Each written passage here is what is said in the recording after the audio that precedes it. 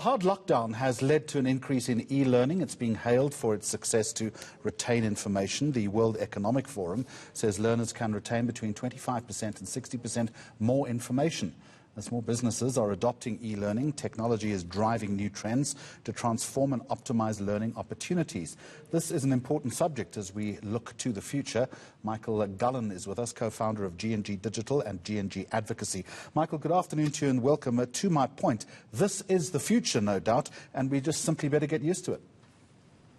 Afternoon, Jeremy. Absolutely. It is the future, and I think that South African companies are waking up to the harsh reality that they're underprepared and there's a lot of work to do. Part of the problem as we work through a couple of the trends that you've outlined is it can be a very lonely experience, but there's a way around that, isn't there?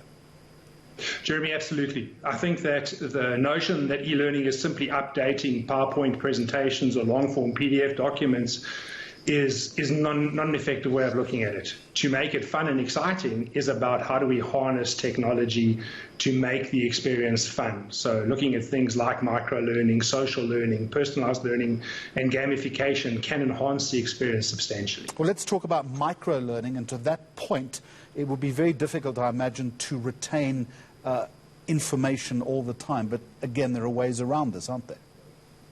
Absolutely, Jeremy, and I think that talks to the core, the heart of e-learning, is the notion that we can have a long-form PDF document and expect learners to trawl through 40 or 50 pages of information and then retain that knowledge, assimilate it and retain it, is ambitious at best. Microlearning at its core is about taking that long-form information and essentially breaking it down into bite-sized pieces of information and then applying different formats like infographics and animations and quizzes to make the engagement of that content more interesting. And by default, the ability to assimilate and retain smaller pockets of information and then apply them in the workplace is profoundly more successful.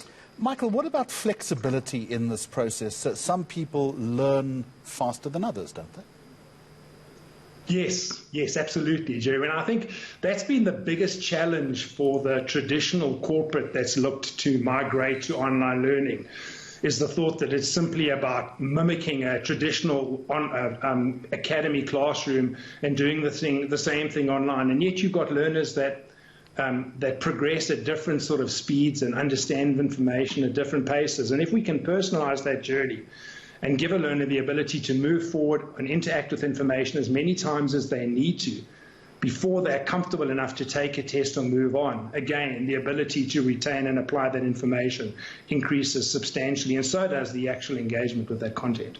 Michael Gullan, all of this is predicated, I imagine, on optimum technology. How many Zoom meetings haven't you and I attended, and for that matter, online courses, where the quality of the internet, the quality of the picture, the signal is just not good enough?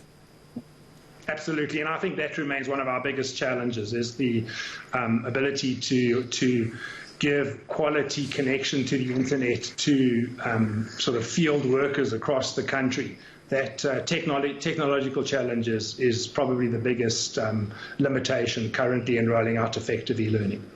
Just finally, and a quick word on, I heard you mention the word gamification.